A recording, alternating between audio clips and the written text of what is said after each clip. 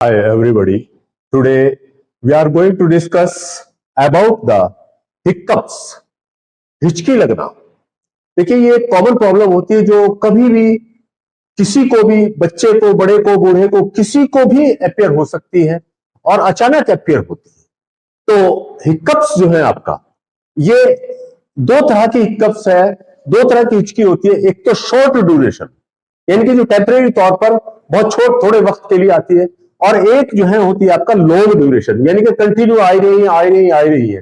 तो एक होती है शॉर्ट ड्यूरेशन, यानी कि जो शॉर्ट ड्यूरेशन है उसका मोस्टली कॉजेज जो देखा जाता है वो फिजियोलॉजिकल कॉजेज जो है उसके देखने में आते हैं। और दूसरा लॉन्ग ड्यूरेशन जो हिक्कप्स होता है उसका, यानी कि लंबे समय तक आने वाली जो हिचकी होती है उसका मोस्टली कॉजेज जो है वो किसी बीमारी वगैरह की वजह से अपियर होना और उसी की वजह से ये हिचकी कंटिन्यू आना माना जाता है या देखने में इस तरह के केसेस आते हैं। इसके दो मेन कॉज हो सकते हैं, दो तरह के कॉजेज जो हैं वो हिक्कप के देखने को मिलते हैं। एक होते हैं आपका फिजियोलॉजिकल कॉजेज और दूसरे होते हैं आपका पैथोलॉजिकल कॉजेज। फिजियोलॉजिकल कॉजेज और पैथोलॉजिकल कॉजेज।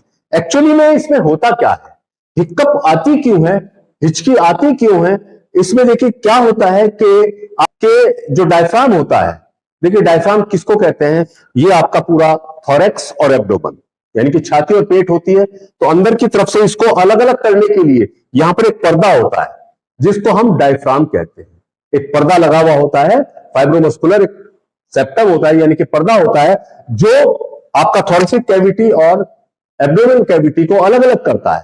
तो उस पर्दे के अंदर जो नर्व सप्लाई जाती है वो फ्रेनिक नर्व के जरिए नर्व सप्लाई जाती है। तो उस नर्व के इरिटेशन से, उस नर्व के वो किसी भी वजह से इरिटेट हो रही हो तो उस फ्रेनिक नर्व के इरिटेशन की वजह से क्या होता है कि डायफ्राम एकदम से कॉन्ट्रैक्ट होता है। डायफ्राम क्या होता है, एकदम से कॉन्ट्रैक्ट होता है, और कॉन्ट्रैक्ट होने की सूरत में एकदम से लंग्स एक्सपेल होते हैं और एयर जो है, एटमॉस्फेरिक एयर, बाहर से आने वाली एयर एकदम से इनवॉलंटरीली जो है सक होती है, ना चाहते हुए भी एकदम अंदर जाती है, तो आवाज पैदा होती है जो कि हिक साउंड कहलाती है। उसी को हम क्या कहते हैं, हिक साउंड कहते हैं, जो कि आपका air involuntarily sucked into the throat, गले के अंदर ना चाहते हुए भी एयर जाती है और क्लोजिंग इपिग्लोटिस को क्लोज कर देती है और वोकल कॉर्ड को एकदम से आपका क्या करती है, ओपन करती है, और एयर जो है वो अंदर की तरफ जाती है और एक साउंड अपियर होती है, इसको हिक साउंड जो है हम कहते हैं, through which contraction of vocal cord के अंदर क्या होगा, कॉन्ट्रैक्शन होगा और प्रोड्यूस्ड हिक साउंड, और वहां पर हिक साउंड यानी कि हिचकी की आवाज जो है वो पैदा होती है। अदर कॉजेज, यानी कि इसके फिजियोलॉजिकल कॉजेज के साथ साथ ये तो फिजियोलॉजिकल यानी कि फंक्शनली किस तरह से एयर अंदर पुश हो रही है।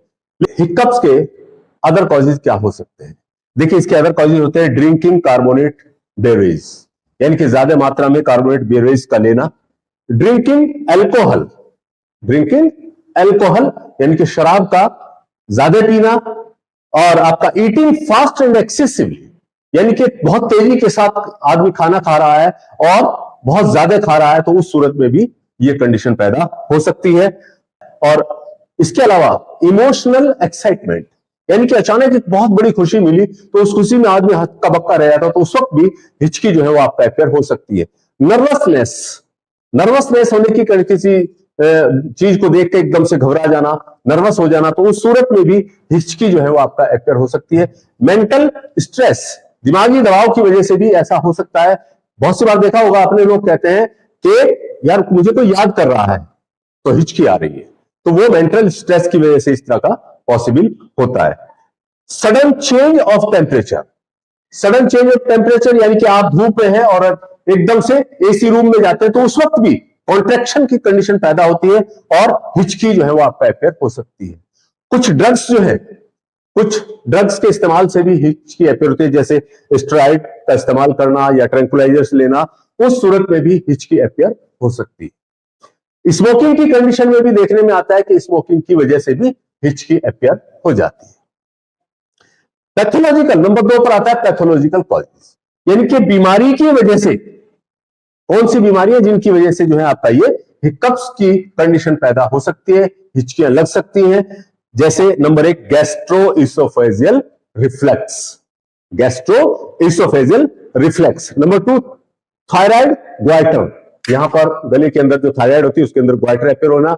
लैरिंजाइटिस, यानी कि जो बोलने वाली जगह है, यानी कि लैरिंक्स जो होता है जहां से आवाज पैदा होती है, उसके ऊपर इन्फ्लामेशन, उसके ऊपर सूजन का आना, उसकी वजह से भी हिचकी लग सकती है।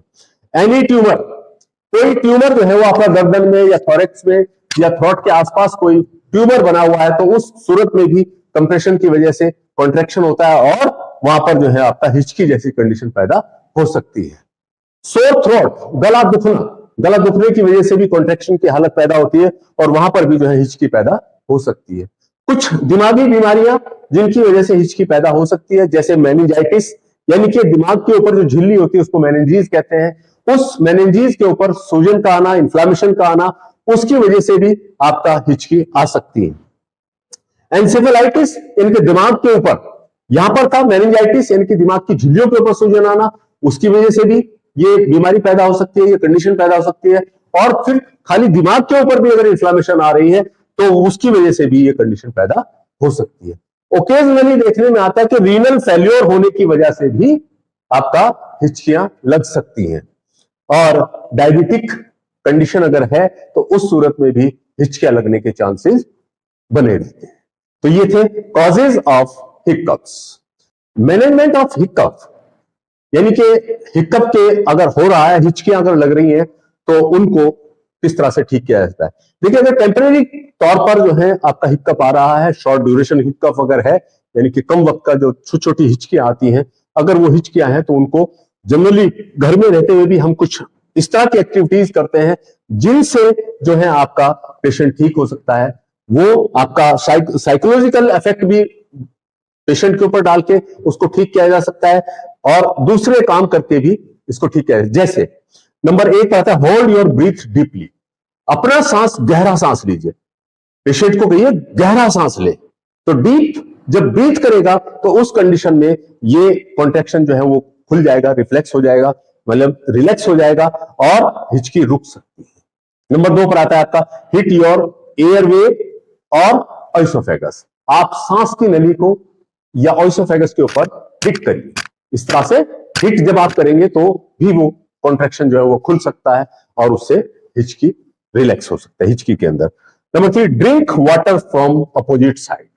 देखिए यहां पर देखिए, आप जो है ये पानी, आप जनरली पानी कैसे पीते हैं, इस तरह से पीते हैं, लेकिन इसमें अगर आप पानी इसके अपोजिट साइड से यानी कि इधर मुंह लगाइए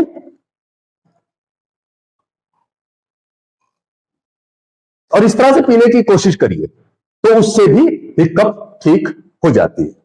आस्क एनी शॉकिंग न्यूज, यानी कि पेशेंट को कोई ऐसी खबर सुनाइए जिसका उसने तस्वुर भी ना किया हो, जिसका उसको थॉट भी ना हो कि ऐसा हुआ होगा। यानी कि उसके ऊपर अचानक कोई ऐसा, जैसे चोरी का इल्जाम लगा देना, या उसको अचानक ऐसी कोई चीज सुना देना कि जो उसने कभी की नहीं और अचानक एकदम से उसको बताई जा रही है कि यार तुमने ऐसा कर दिया, तो एकदम से उसको शॉक लगेगा।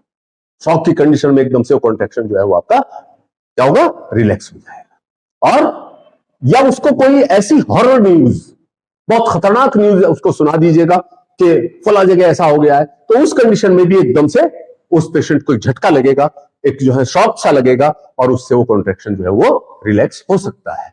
तो उससे भी आपका ये ठीक हो सकते हैं। ड्रिंक कोल्ड वाटर, पेशेंट को जो है आप ठंडा पानी पिलाइए, उससे भी कभी कभी जो है वो शॉर्ट ड्यूरेशन जो आपका हिकअप है वो। टेक ब्रीथ इन ए प्लास्टिक बैग, एक प्लास्टिक की थैली लीजिए और उसको, जैसे अभी एक प्लास्टिक की थैली लीजिए, अभी मैं आपको करके दिखाऊंगा।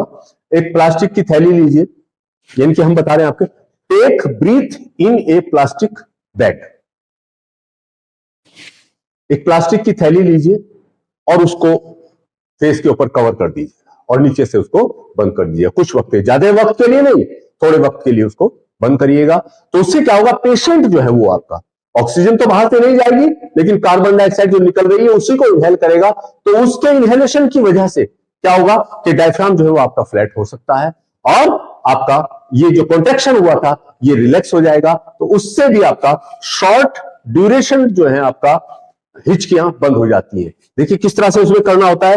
एक प्लास्टिक बैग लीजिए, लेकिन थोड़े वक्त के लिए, मैं आपको बता रहा हूं, थोड़े वक्त के लिए, लंबे वक्त के लिए ले तो वो उसकी जान को बन जाएगी। बहुत कम वक्त के लिए उसको इस तरह से पेशेंट को पहनाइए और उसको सांस लेने के लिए कहिए, तो वो वहां पर जब रिपीटेड ब्रीथिंग होगा, बार बार सांस लेगा, तो ऑक्सीजन बाहर से नहीं जाएगी, लेकिन कार्बन डाइऑक्साइड जो वो बार बार इनहेल कर रहा है, तो उसी से आपका जो कॉन्ट्रैक्शन हुआ है वो रिलैक्स हो जाएगा और आपकी हिचकी ठीक हो सकती है। तो इस तरह से आप करेंगे, देखिए।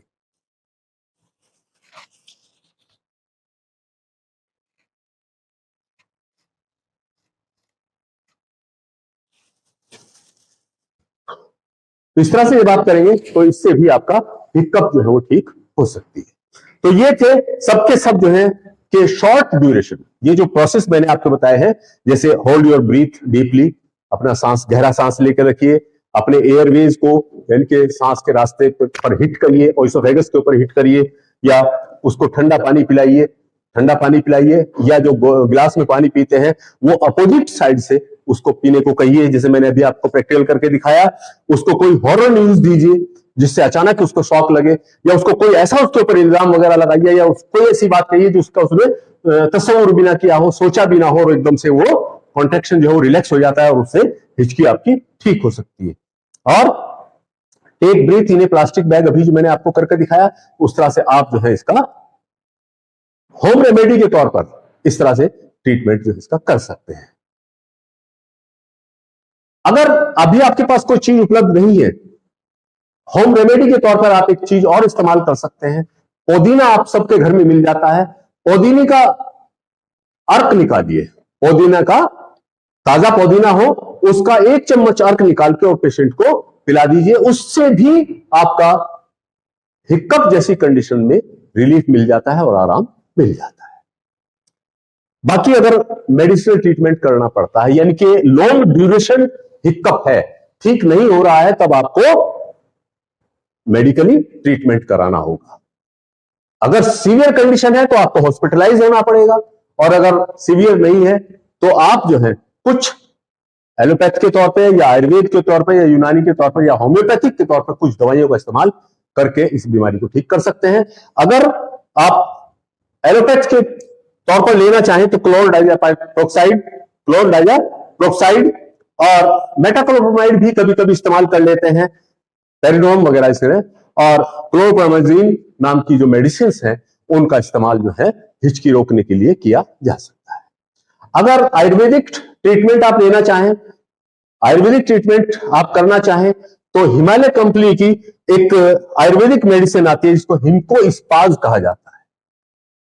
हिमालय कंपनी की एक मेडिसिन आती है हिमकोस्पाज, उसको भी आप जो है ट्रीटमेंट के तौर पर इस्तेमाल कर सकते हैं, तो उससे भी ये लॉन्ग ड्यूरेशन जो आपका हिक्कप है वो ठीक हो जाती है। और अगर आप यूनानी मेडिसिन पर एतबार करते हैं, if you believe on the यूनानी मेडिसिन, यू कैन यूज जवारिश पुदीना एंड जवारिश कमूनी, दोनों चटनी जैसी चीज आती है, तो इन दोनों का आप इस्तेमाल कर सकते हैं सुबह शाम जो है, जवारिश पुदीना और जवारिश कमूनी, इसका भी इस्तेमाल आप कर सकते हैं। और अगर आप होम्योपैथिक मेडिसिन पर एतबार करते हैं तो एज पर होम्योपैथिक एक्सपर्ट, अगर हिक्कप जो है वो आपका ओवर ईटिंग से आ रही है तो वहां पर आप नक्स वोमिका 200 का इस्तेमाल कर सकते हैं, या अगर इमोशनल स्ट्रेस की वजह से या इमोशनल कॉज उसका कोई है तो उसकी वजह से अगर हिचकी आ रही है तो आप जो है इग्नेशिया अमारा 200 के नाम से मेडिसिन आती है, होम्योपैथिक मेडिसिन, तो आप उसका इस्तेमाल जो है वो आप कर सकते हैं। तो इस तरह से आप मेडिकली भी इसको ट्रीट कर सकते हैं। तो ये था हमारा आज का लेक्चर, हिक्कप्स यानी कि हिचकी लगना।